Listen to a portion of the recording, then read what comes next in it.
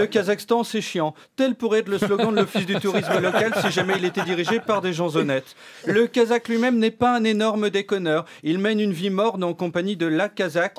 Il faut dire que les deux notes là-bas ont la forme du dictateur local, Nursultan Nazarbayev, et qui sont donc très durs à avaler, à l'instar de la politique de Nazarbayev, cet autocrate cintré qui, comme tous les psychopathes, est un ami de la France. Il faut dire que Kazakhstan, il y a du pétrole et du gaz naturel, et que nous, on est des gens simples. Vous apportez à l'Elysée 4 jerrycans ras la gueule en disant derrière il y en a 7 millions qui suivent. Le président, quel qu'il soit, tombe à genoux et dit au tyran: mon amour, fais de moi ta chose, ta petite chienne, je suis à toi, je t'aime. Nous on s'est habitués, mais pour des gens qui vivent en démocratie par exemple, ça peut sembler énorme.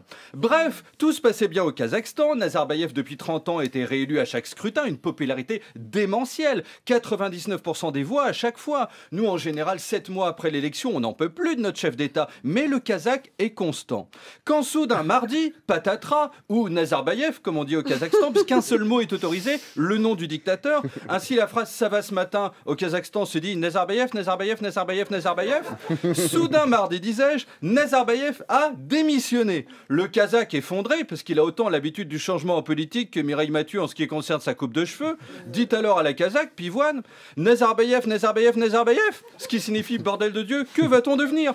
Il y a un micro dans chaque maison, donc il faut parler en bien de Nazarbayev. Si un samedi il y a un discours de celui-ci à la télé et que vous dites tiens je vais mater The Voice, j'adore Julien Clerc, c'est le seul senior que je me taperai facile parce qu'il est sexe, on vous empale sur un pieu ayant la forme de Nazarbayev. Or celui-ci a le crâne très rond donc ça peut durer longtemps.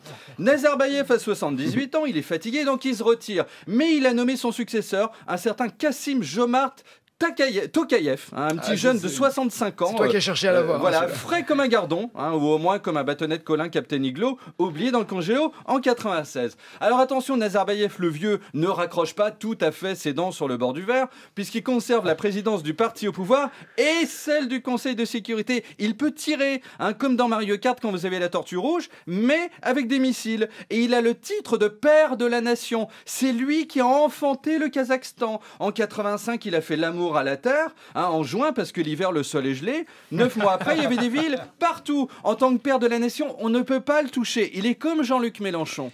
Et quelle a été la première décision prise alors par le remplaçant Tokayev? Eh bien, c'est très beau, Nagui. Les dictatures ont le sens du symbole. Il a renommé hier la capitale du pays, Astana, du prénom de Nazarbayev, Nursultan, qui signifie sultan de lumière. Ce qui rend ce prénom plus intrigant que Jean-Luc, par exemple, qui signifie juste Jean-Luc. Alors, en français, arrivé aux abords de l'agglomération, on dira donc j'entre dans sultan de lumière, ce qui, niveau tournure, donne l'impression qu'on a une relation intime avec un des bourrins qui court à Vincennes. Si en plus on le dit à une Kazakh verte parce qu'elle a la gastro, ça fera une journée thématique. Fini Astana, la capitale s'appelle Nursultan. Avant elle s'est déjà appelée Akmolinsk, Tsenolingrad, Akhmoka, Astana et donc maintenant Nursultan. Bref, quand vous demandez à un habitant du coin et les bits, il répond « Je sais plus trop », comme Olivier Kersauzon en fin de soirée, du côté de l'Orient. Et c'est là qu'on se dit qu'heureusement en France ne s'est pas installé un dictateur taré, même si Éric Drouet pense ça, parce qu'il ne pense pas. Puisque Macron, dans un accès de confiance en lui-même dont il a le secret, aurait pu renommer Paris Emmanuel, et ça aurait fait comme avec Avignon. On n'aurait jamais su si on devait dire « Je vais à Emmanuel » ou « Je vais en Emmanuel ».